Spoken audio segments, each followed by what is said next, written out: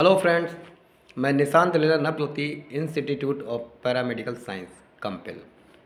आज का बेटा हमारा टॉपिक रहेगा बीडीआरएल के बारे में, जिसको हम बोलते हैं बिनरल डिजीज रिसर्च ऑफ लेबोरेटरी।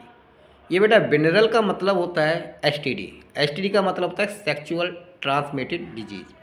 ठीक है, तो जो बीडीआरएल जो टेस्ट करते हैं बेटा, ये सीरोलॉजी के अंतर्गत आता है। किसके अंतर्गत आता है बेटा? सीरोलॉजी के अंतर्गत।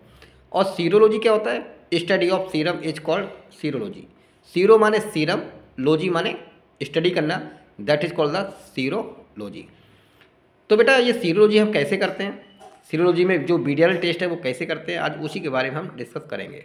ठीक है, तो सीरोलॉजी जो पार्ट होता है बेटा, ये माइक्रोबायोलॉजी का पार्ट होता है। ठीक है, आया समझ में? तो उसमें आपका इम्यूनोलॉजी आता है, सीरोलॉजी आता है, पैरासाइटोलॉजी आता है, बैक्टीरियोलॉजी आता है, बायोलॉजी आता है। ठीक है, तो इसमें हम एंटीजन एंटीबॉडी का क्या करते हैं बेटा? रिएक्शन देखते हैं। ठीक है, अब हम बात करते हैं बीडीआरएल। बीडीआरएल बेटा बिनरल डिजीज रिसर्च ऑफ लेबोरेटरी। ये 1945 में न्यूयॉर्क में इसको डिस्कवर किया गया था। कब किया था? 1945 इन न्यूयॉर्क। 1945 में इसको फर्स्ट टाइम इसको देखा गया था, इसको डिस्कवर किया था, खोज किया गया था 1945 में बेटा। तो इसमें हम क्या देखते हैं? इसमें एंटीजन और एंटीबॉडी का बेटा रिएक्शन देखते हैं। जब एंटीजन प्लस एंटीबॉडी तो क्या बन के आता है? फ्लोकुलेशन। क्या बोलते हैं बेटा? इसको फ्लोकुलेशन बोलते हैं। जैसे कि जब आप ब्लड ग्रुप करते हैं तो ब्लड ग्रुप में क्या आता है? ब्लड ग्रुप में हम देखते हैं क्या? Agglutination, clumping of the red blood cell. वहाँ पे आरबीसी का क्लम्प देखते हैं। यहाँ पे क्या देखते हैं? एंटीजन एंटीबॉडी का रिएक्शन देखते हैं। इसलिए यहाँ पे हम इसको बोल दिया है फ्लोकुलेशन। इसमें भी क्लम्प होते हैं, गुच्छे बन जाते हैं। ठीक है, बीडीआरएल टेस्ट के बारे में आप समझिए बीडीआरएल टेस्ट हम करते क्यों हैं। बीडीआरएल टेस्ट बेटा हम इसलिए करते हैं, इसको जो बीमारी होती है इसको बोलते हैं सिफिलिस। ठीक है, सिफिलिस क्या करता है? ये जेनिटल ऑर्गन में रेड कलर के, लाल कलर के चित्ते पड़ जाते हैं, सॉइलिंग आ जाती है जेनिटल ऑर्गन पे। जैसे कि फीमेल का जेनिटल ऑर्गन कौन सा है? वेजाइना। और मेल का कौन सा है बेटा? पेनिस। तो यहाँ पे क्या होती है? सॉइलिंग आ जाती है, दाने पड़ जाते हैं, लाल रंग के चित्ते पड़ जाते हैं बेटा। ठीक है, तो अब इसी को डायग्नोस करने के लिए, सिफिलिस को डायग्नोस करने के लिए हम बीडीआरएल टेस्ट करते हैं। लेकिन ये सिफिलिस जो बीमारी फैलती है तो किसके द्वारा फैलती है? इसको बैक्टीरिया का नाम होता है ट्रिपोनेमा पैलिडम। क्या नाम होता है बैक्टीरिया का? Treponema pallidum. ये बेटा बैक्टीरिया होता है, ये क्या करता है? ये सिफिलिस कॉज करता है। और सिफिलिस को जांच करने के लिए हम बीडीआरएल टेस्ट करते हैं। ये ट्रिपोनेमा जो पैलिडम जो है बैक्टीरिया, ये होता है बेटा ग्राम नेगेटिव बैक्टीरिया होता है। क्या होता है? Gram negative. जैसे कि आपने माइक्रोबायोलॉजी में पढ़ा होगा कि gram positive and gram negative. Gram क्या है? ग्राम एक साइंटिस्ट का नाम था जिन्होंने इसको डिस्कवर किया था कि बैक्टीरिया नेगेटिव एंड पॉजिटिव होते हैं। जो पॉजिटिव होता है वो ब्लू कलर ले लेता है। कैसा कलर लेता है बेटा? ब्लू कलर मतलब ले लेता है। और जो नेगेटिव होते हैं वो रेड कलर या पिंक कलर वो ले लेता है। ठीक है, समझ में आ गया? तो ग्राम पॉजिटिव ग्राम नेगेटिव समझ आया? तो ग्राम पॉजिटिव ग्राम नेगेटिव आपको समझ में आ गया होगा कि अगर ये जो बैक्टीरिया है ग्राम नेगेटिव बैक्टीरिया है, मतलब ये रेड कलर का होगा। इसका जो शेप माने होता है आकार, इसको बोलते हैं स्पायरोचेट। जो स्पायरोचेट का मतलब होता है जिग जैग, जैसे जिग जैग की शेप का होता है। पहले ऊपर जाएगा फिर नीचे, फिर ऊपर या नीचे, जिसको हम बोलते हैं जिग जैग बोलते हैं। मतलब ये मोटाइल होता है, मोटिलिटी, ये मूवमेंट करता है। बैक्टीरिया क्या कहता है? मूवमेंट करता है बेटा। ठीक है, अब आपने बैक्टीरिया तो बहुत देखे होंगे। जो राउंड शेप के होते हैं उनको बोलते हैं क्या? कोकाई। जो रोड शेप के होते हैं उन्हें क्या बोलते हैं हम? बैसिलाई। ठीक है, लेकिन जो स्पायरोचीट जो होता है वो कैसा होगा? वो बेटा वो होगा जिग जैग के द्वारा होगा। पहले ऊपर जाएगा, फिर नीचे, फिर ऊपर, फिर नीचे, फिर ऊपर नीचे। तो इस शेप का बेटा होता है, जिग जैग के द्वारा इसका शेप होता है। Is it clear? अब आप समझिए कि हम इस टेस्ट को करते क्यों हैं। इस टेस्ट को बेटा हम 3 कारण होते हैं। इसमें क्या चीज़ डिटेक्ट करते हैं? इसके अंदर जैसे कोई भी बैक्टीरिया जब बॉडी के अंदर एंट्री करती है तो उसके अगेंस्ट क्या बनना स्टार्ट हो जाते हैं बेटा? हमारी बॉडी क्या बनाती है? एंटीबॉडीज बनाती है। क्या करती है बेटा? एंटीबॉडीज। तो अगर सपोज मान चलिए हमारे अंदर ट्रिपोनेमा पैलिडम एंट्री कर गया, सिफिलिस हमें बीमारी हो गई, तो क्या होगा? तो उसके खिलाफ हमारी बॉडी क्या बनाएगा? एंटीबॉडीज बनाएगा। क्या बोले? Specific antibodies. क्या बनाता है ये? स्पेसिफिक एंटीबॉडी ये बनाता है बेटा। ठीक है, इस टेस्ट को हम इनडायरेक्ट टेस्ट भी कहते हैं। क्या कहते हैं इसको? इनडायरेक्ट टेस्ट भी कहते हैं। क्यों कहते हैं? इसलिए कहते हैं इनडायरेक्ट टेस्ट क्योंकि ये स्पेसिफिक एंटीबॉडी बनाएगा और इसमें एंटीजन एंटीबॉडी का रिएक्शन कराते हैं। ठीक है, और अगर ये पॉजिटिव अगर आता है, पॉजिटिव तो नहीं कहते हैं, यहाँ पे हम बोलते हैं रिएक्टिव। ठीक है, अगर यहाँ पे ये सिफिलिस अगर रिएक्टिव अगर आता है तो हम एक कन्फर्मेटिव टेस्ट करते हैं।